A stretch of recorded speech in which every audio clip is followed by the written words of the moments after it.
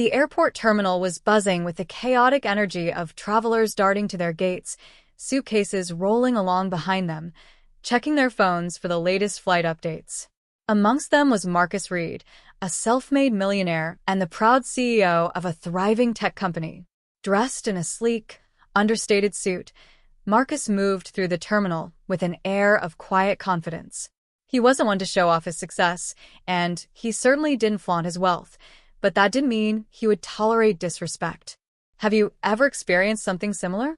Let us know where you're watching from in the comments below. Having just wrapped up a major conference in New York, Marcus was now headed back home to Los Angeles. He had booked a first-class ticket, as he always did for long flights, preferring the extra space and comfort to get some work done. However, as he approached the check-in counter, things took an unexpected turn. The airline employee at the counter, a woman named Linda, barely looked up from her computer when Marcus handed over his passport and ticket. But the moment she did, her face shifted.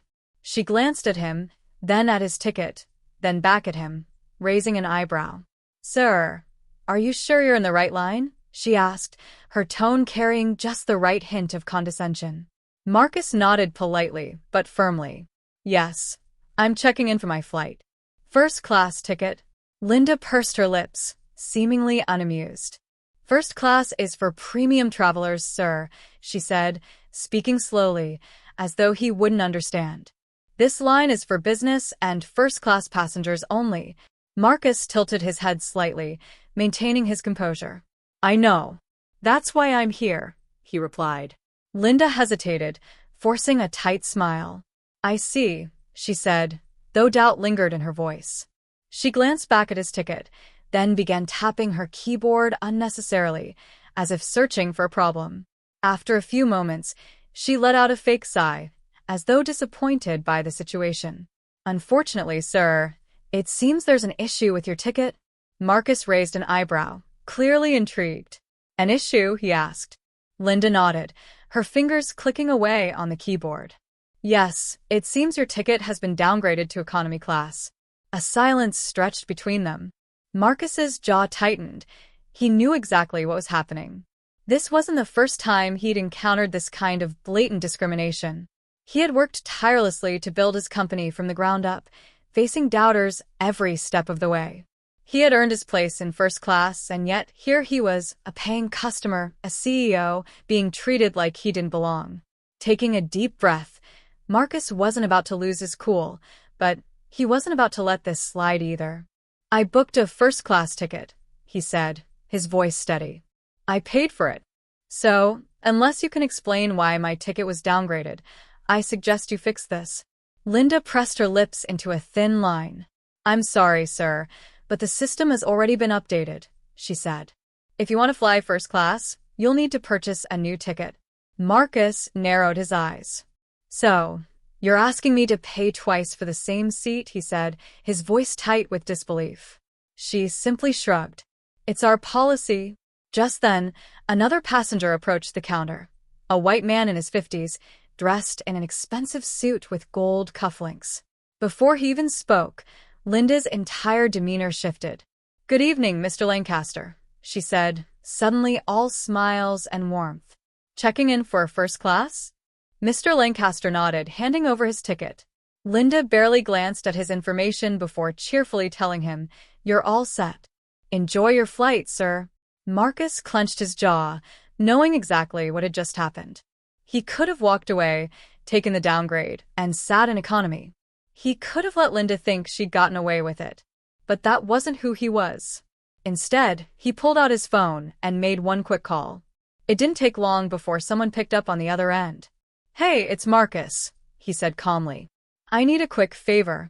His voice was controlled, but there was power in every word. Linda frowned, clearly uneasy. Less than 5 minutes later, a well-dressed airline executive rushed toward the counter, scanning the room until he spotted Marcus. "Mr. Reed," he greeted him, his face full of concern. "I came as soon as I got your call. What seems to be the issue?" Linda froze. Marcus turned to her, offering a polite but pointed smile, making it clear that she'd just messed up in a major way. "This woman here," Marcus said calmly, told me there was an issue with my first-class ticket, that I'd been downgraded. But when another passenger arrived, she had no problem checking him in right away. The executive's face darkened. He turned to Linda. "Is this true?" Linda's face drained of color. She stammered. "There must have been a mistake," she muttered. Marcus wasn't finished. "Before you answer," he interjected, "let me introduce myself properly. I'm Marcus Reed, CEO of Reed Tech, and more importantly, one of your airline's largest corporate clients." Linda's eyes went wide, and the executive looked as though he'd been punched in the stomach. "Oh my God," he murmured. "Mr. Reed, please accept my deepest apologies. This is completely unacceptable." He shot Linda a glare that had her visibly shaking. Marcus crossed his arms, his voice calm but firm. "I'd like to know exactly how often this happens.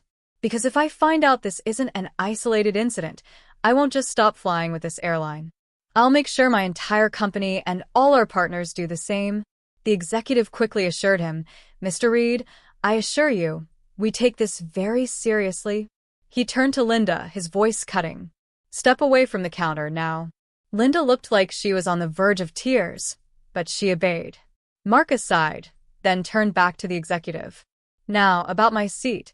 The man practically bowed. "Of course, sir. Your first-class seat is ready, and as an apology, we'd like to upgrade you to our private VIP suite, free of charge." Marcus gave a small nod. "That'll do."